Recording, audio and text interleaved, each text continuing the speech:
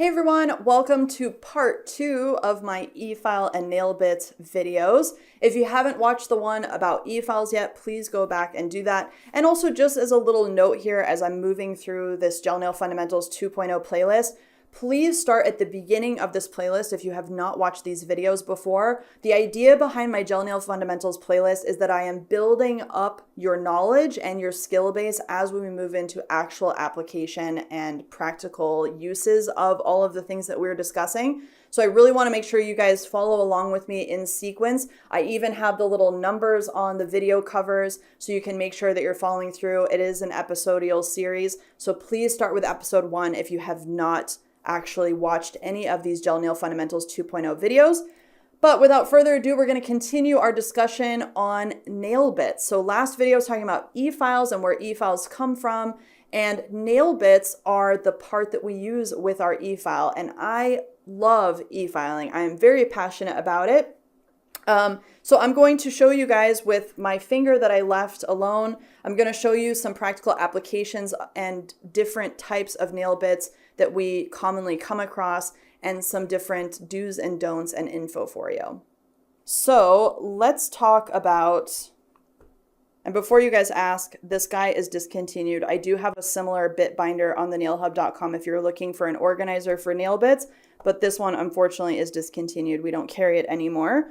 But I am a nail bit junkie, so don't feel like you have to buy all of these different bits. And I really, like I said last time, encourage you to wait until we get to the e-filing course before you start buying up a bunch of equipment. I want you guys to truly understand what everything is and how to use it, and also understand how to learn without hurting yourself before you start buying up a bunch of equipment. I think that's one of the common mistakes that a lot of people do, is they just start getting real crazy with product before they truly understand what they are working on.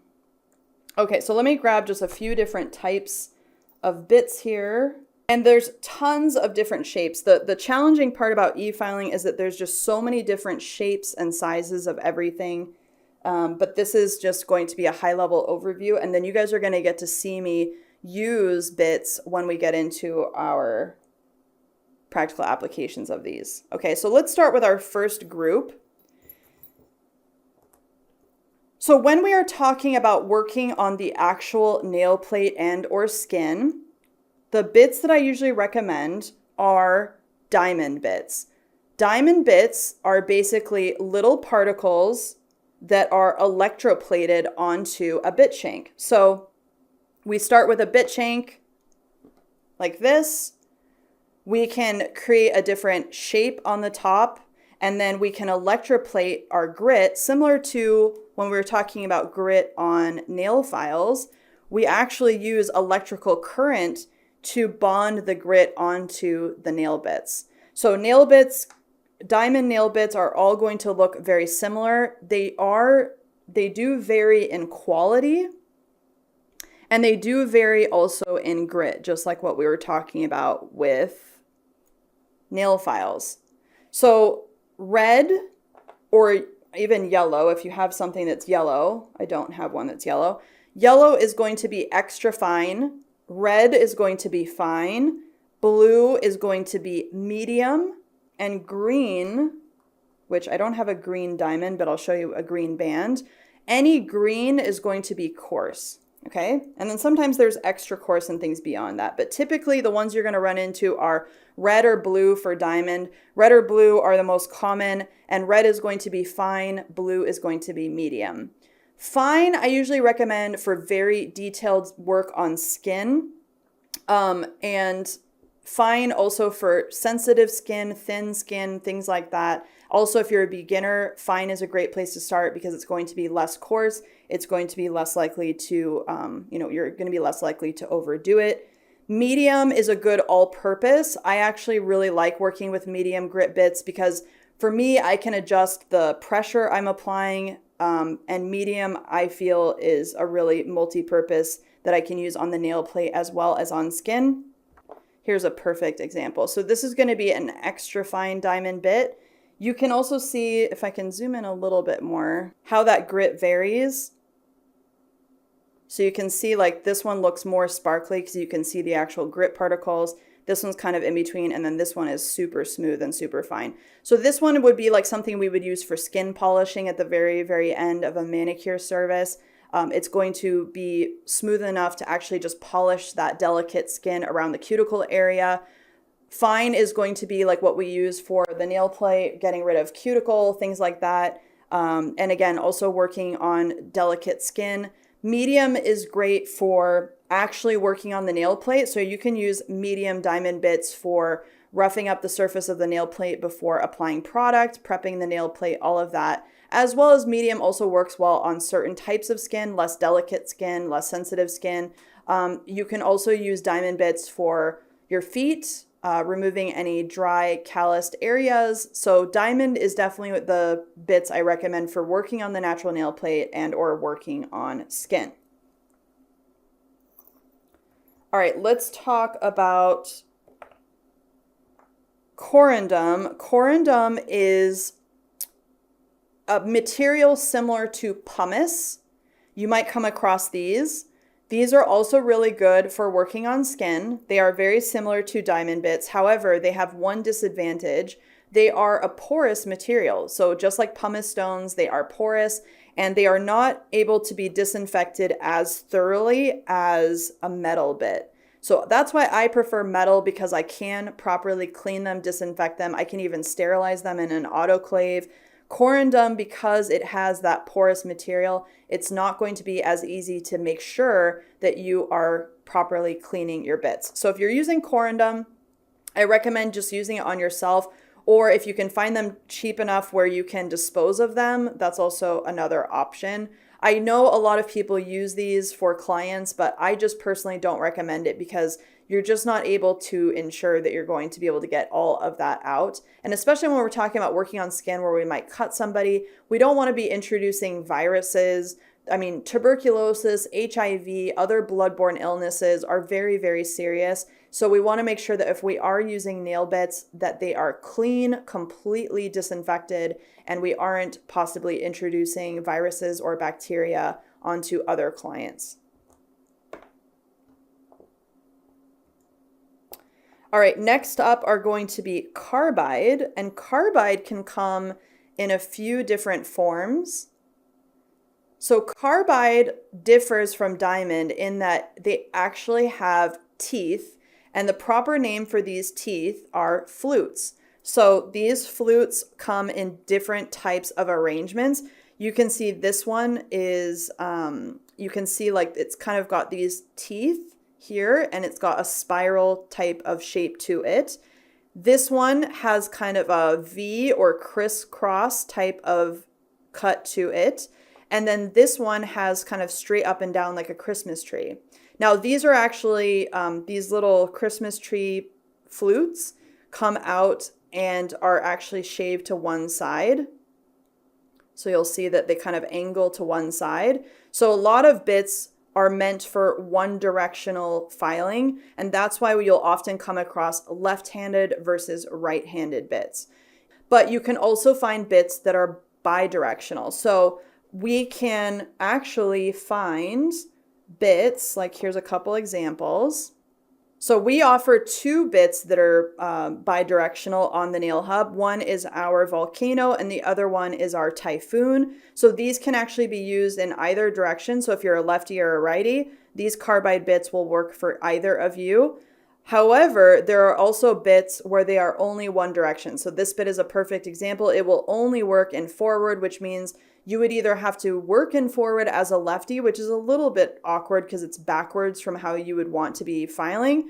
You can absolutely use it as a lefty. You just need to keep your e-file in forward. And as a righty, you just keep your e-file in forward, okay? And then these crisscross, it depends on the bit. Some are cut in a way that are only for forward, or they could also be bidirectional depending.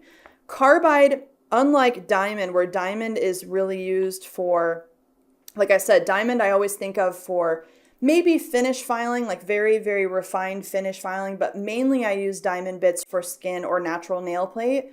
Carbide is what I use for product. So I never use carbide on skin and I never use carbide on the natural nail plate. They are too aggressive for that. I only use carbide for shaving off product. And I want you guys to think about that shaving word, because that is exactly what carbide is for. They are able to shave product off without creating heat. So those flutes, the space in between the teeth of the bits, those flutes actually allow air to move, and so the heat does not build up on the nail plate. So they won't be as hot feeling as, say, a diamond bit or even a regular sanding band. So that goes into one of the most basic types of bits, which are sanding bands. Sanding bands are actually made out of fabric, and they have grit applied to them just like a nail file. So you can see the difference here. Basically, a sanding band is a nail file on a round little band, whereas a carbide bit is going to have these flutes or these teeth on them for shaving product. Sanding bands do actually create quite a bit of heat because of the fabric, as well as just the way that they are made. The heat is not able to escape while we're filing, and they do create a lot of friction. So these are going to feel hotter on the nail. But the nice thing about them is that they're disposable. So we can use them for all different kinds of purposes: prepping the nail plate, removing product, finish filing, even working on calluses, things like that. And they are disposable, which is a great option. But they will get bogged down by product. So if you use a sanding band on gel polish, for example, the gel polish will actually get all wrapped up inside of your sanding band, whereas a carbide will be able to shave it off without getting a lot of product stuck. And this is also really important depending on if you're, removing product that's a little gummy or something. I always recommend carbides for working on product. And I do like sanding bands for certain things, but they aren't my go-to. So a sanding band, the way we use it in our e-file is we have to have a mandrel. Mandrels can come in all different styles. This one is super duper basic. I don't use sanding bands very often, so I don't usually invest in like super fancy mandrels. But basically we're able to disinfect this metal mandrel, and then we can apply different sanding bands with different grits. And it's just like a nail file, but on a round instead of a straight product. Recently also, these guys became more popular because the mandrels and the sanding bands are so large. You can see even like this sanding band is almost as big as my nail, which means it's a little bit more difficult to maneuver on small nails or in tight areas. Now, mini sanding bands are super popular. So we have mini sanding bands at the Nail Hub if you guys want to check them out. I really like working with them because they achieve what I want with a sanding band, but they're a little bit more delicate and a little bit more specialized. So this uses a mini mandrel instead of a regular mandrel and sanding band. So you can see they're about half the diameter of a regular sanding band, and they come in all different kinds of grits. I usually use 180 for everything for sanding bands, but you can do 100, 150, and they are great for, if you want to start with something super basic and disposable, sanding bands are an awesome option. All right, then we also have ceramic bits. Ceramic bits are similar to carbide, except they're made out of ceramic instead of metal. One of the things that people really like about ceramic bits is they feel super smooth while you're using them. However, ceramic does dull extremely quickly. I would say ceramic dulls twice as fast as metal does, if not a little bit faster. So you're going to need to replace ceramic bits more often. But yes, they are super nice. They feel like you're just filing on butter. And they are also equally great for working on gel polish or shaving off color and shaving off upper layers of product. They come in all different types of, fine, ultra fine, medium, coarse, extra coarse, and they are just a nice material. They also tend to be less likely to cut you than maybe a super sharp metal bit. But like I said, they do dull really quickly, so just consider that. And then, yes, there are tons and tons of different shapes and sizes. So we have all different kinds of bits. They come in round, flame, cylinders, tapered cylinders, or they come in cones like this. They come in really, really fine little points for different things, like going down in the sidewall. I mean, there are bits for every single thing you could possibly think of. And that's why you end up like me with an entire collection of bits, just because, you feel like you need to have every single one. Really, at the end of the day, I probably use only 5 to 7 of these on a regular basis, but I also, people send me stuff all the time, so it's very easy for me to collect things. One of the things I wanted to talk about that are a couple oddball bit styles.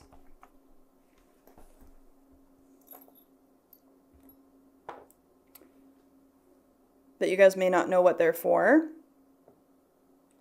So brush bits are really nice for a couple things. Brush bits you can actually use around the cuticle area to clean out dust and debris before you're going to apply gel polish. If you've been doing a lot of finish filing or something like that, you want to make sure all those little nitty gritty pieces are out of there before you apply color. This is a great option for that to get down in the sidewalls. You can also use this for cleaning. I wouldn't use the same one on people versus tools, but you can also use brush bits for cleaning equipment. So you can use it for cleaning out like maybe dust and debris out of your nippers, before you clean them, stuff like that, little tight areas. And also it's very popular to also use these at the end of the service. You put a little drop of cuticle oil on, and then you can kind of brush the cuticle oil into the skin and also get rid of any dust and debris around. So brush bits are really awesome. And I do use these quite a bit for kind of finishing, if you will. You also might find shanks. We talked about shanks, blank shanks being something that keeps dust and debris out of your e-file. Some of them actually will come with a plastic cap on it. So if I put this in my e-file, it'll actually kind of keep dust out of there, but it's the same idea. It's basically just going to be a blank that you keep in your e-file to keep that lock chuck in proper position. And then there's also like some specialty bits like this that look like actual drill bits. And these are for things like making holes in tips to put jewelry. So you might come across some like super specialty bits as you start working with nail bits. The idea is not to use this on the actual nail or the cuticle, but some of them are for actually like piercing through nail tips, stuff like that, for creating nail art, etc. So I wanted to show you basically some basics on what the different bits do. And I left one of my nails with its old product on to be able to show you. So one of the common misconceptions is that we want to be using slow speeds when we are working on specific delicate areas. And actually, when we use carbide, we actually want to be using higher speeds with a very light touch. In general, you want to be using a slightly higher speed than what you would use or comfortably use, or what your brain would tell you that you're going to use. You want to use a higher speed and extremely light touch. We also always want to balance our hand so that we are not being heavy-handed on the nail. But I wanted to show you just the power and difference between a couple different things. So I have a carbide, the Volcano carbide that I love and I use all the time on here. And I am going to use my e-file at full speed for this. So I have it in forward. I'm going to turn it all the way up to 40,000 RPMs. Anything above 30, 35, up to 40 is great for carbide. And what carbide does at that speed is it's able to shave products, and I can use a very light touch. So it's not going to cut me. What it's going to do is it's going to shave off product. So let me just show you. So I can use extremely light pressure to just barely remove even a layer of top coat. I can use a teeny bit more pressure and start filing through the product. So you can see what I mean about being able to very, very lightly remove specific layers without going into the nail plate or anything like that. And when we're doing overlays, the idea is that we want to maintain the actual overlay. We don't want to be removing it every single time. So I want to have ultimate control as to how much product I'm removing and how quickly. If I slow my e-file way down to like 15,000 RPMs, it will still work, but it just won't work as well. And it's not going to have that same ability to kind of glide over the surface. It's going to be catching a little bit more. And the coarser of a bit you're using, the higher of a speed you want to use, because we don't want the bit to jump on the nail. We want it to actually glide across the surface. So remember to clean your opening before you put in a different bit. When we are using diamond bits, on skin, we want to use a slower speed. So I'm going to turn my e-file on, and I would recommend something like maybe 12 to 15,000 RPMs. You can even go a little bit slower depending on, you know, how it feels once you start filing. So if I just clean off the dust here. Okay. So with this, I can actually go on the nail plate. I'm not doing this for reals. I'm just showing you guys like a little taste. But see how I can actually remove cuticle? And I can also push back that proximal nail fold a little bit and come down the side wall. I can actually use that down in there, and I can also use it on the sides of my finger to smooth out any dried material that's there, any keratinized skin, okay? So diamond bits are really nice because you can use them in either direction. So I can pause my e-file, wait until the motor completely stops spinning. Then I can put it into reverse, and then I can start it again. So now what I can do is go back and do the right side.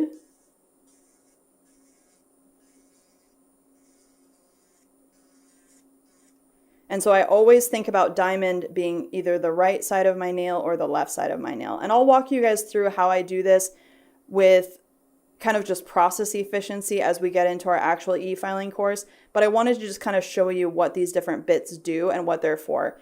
So I would not use carbide on this area of my nail. I only use carbide on the actual product. And then up here, when I'm prepping the nail plate or trying to get dried cuticle off of the nail plate, I will use a diamond bit to do that. And like I said, I can also, you know, eliminate any rough corners, any dry skin, anything like that with different types of diamond bits. All right, so ceramic, I'm going to use a little bit faster. I'm at 20,000 right now with the ceramic. So ceramic, you can see it does work similarly to carbide. It's just not as sharp or as effective. It's a little bit softer of a bit. The material is just a little bit softer, but it's also something where, like, again, I'm not going to cut myself. It feels hot and frictiony on my skin, but it's not going to necessarily cut me if I get too close or if I accidentally touch, especially bits like this that have a rounded top on them. So these are great bits to start with if you're just getting used to e-filing or just starting with e-filing. Ceramic is going to be a wonderful place to start, or like I said, stick with kind of a medium or like a volcano that is also not going to be sharp. These types of bits that have a flat top and an edge, these also come in handy for actually when you want to cut into product and you want to actually have an edge to them. But if you're just getting started with e-filing, I don't recommend using flat top barrels like this just because they are very sharp on the edges and you will end up cutting yourself. So if you're going to use any type of barrel, you can use things like safety bits. Safety bits have a rounded top on them instead of a flat top. Or, like I said, use something like a volcano or a typhoon that is rounded, and the flutes are only going to really be able to shave product and aren't going to be as sharp as, say, a typical carbide like this, a crosscut carbide. Again, don't push it all the way in. You want to have a little bit of space. That's for two reasons. One, I want to be able to work on the full length of my nail without my nail hitting the actual e-file. So depending on how long your nails are, if you want to be able to use the full length of your nail and work on the entire surface of your nail, you need to actually move your bit out a little bit. If it's like this, I'm not going to be able to work on this area of my nail because I'm going to be running into the handpiece. So always keep your bits a little bit further out, and that also prevents your bits from rubbing on the opening of your lock chuck. Little tug. Okay, so sanding band, same idea. This is basically like using a hand file. So if I was hand filing instead, this is exactly what it would be like. And you just want to keep mandrels and sanding bands moving, because if you do it too much in one area, you're going to feel quite a bit of heat. But you can see it acts just like a nail file. So you can absolutely use something like this too. And I do like the smaller size because it allows me to get, you know, I can work on any area of my nail. It's a little bit smaller, so I can actually see where I'm working, and I can work in a little bit more delicate areas.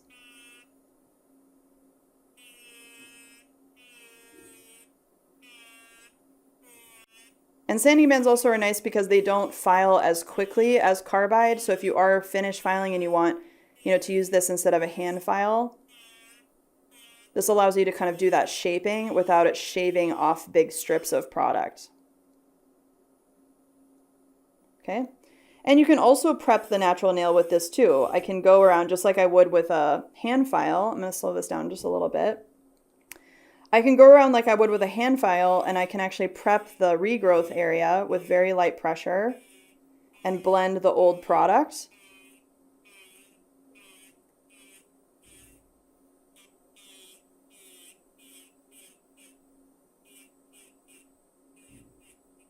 So rather than having to go through with a hand file and prep my nail plate, I can use something like a little mini mandrel. This is also really good if you're dealing with a lot of lifting. Carbides will catch on lifting. So using something like a mandrel that's a little bit softer and less likely to catch, it'll just end up filing off lifting. You can go right before the lifting and get any little bits off. This is going to be a lot better for a beginner because it's not going to catch and then wrap around the finger. But like I said, we're going to go through a step-by-step course on how to actually e-file, how to get started with e-filing, and how to practice e-filing. But I just wanted to show you guys these different bits in use today. So I hope this has helped you guys understand a little bit more about both e-files in my previous video, as well as nail bits, what they're for, what the different types are, what to look for. Maybe if you're left-handed, you're going to need to look at some options that are bidirectional, like sticking with mandrels or bidirectional bits, depending on how the carbide is cut. And that is something to consider. Or you can use the same bits as righties, but just file in the opposite direction. It's totally personal preference. I've met every type of person that does e-filing, all different types of ways. The hard and fast rules is that we definitely want to make sure that we're using the proper bits for skin and natural nail plate, that we are not using too much pressure, that we aren't forcing things, because really at the end of the day, e-filing should remove product with ease. And using faster speeds and a lighter touch is always a better way to go about things than being heavy-handed and really using physical force to try and remove product. Replacing bits is a necessary evil. Bits do get dull. Metal bits get dull, ceramic bits get dull, all bits get dull. So we want to make sure that we are replacing our bits regularly to make sure that they're in proper working order. Diamond bits usually will last something like 3 to 6 months with regular use. Ceramic bits are about 6 months with regular use, and metal bits are about 6 to 8 months with regular use. So if you want them to be super duper sharp and working appropriately, so you're not applying too much pressure on the nail plate and you're getting that effective product removal or whatever type of situation you're working on, you want to make sure that you have new, fresh bits and that you're rotating your bits, which means having more than one so that you can go through them. As a professional nail tech, when I was working full-time, I actually had enough bits to get through a whole day of 7 clients. That way I was able to rotate through all of my bits. I had some emergency backups as well, and I could use all of my bits all day and then wait until the end of the day to clean and disinfect. Same thing goes for tools like nippers and clippers and all of that we talked about in my earlier videos. But it is something that I do recommend if you are a working full-time nail technician, or maybe you're a student who's getting ready to graduate. This is something to consider, because you want to make sure that if you are going to be e-filing and using bits, that you don't ultimately end up having to put too much pressure or too much force in order to get the same effectiveness. And it is one of those things you're going to need to be refreshing regularly.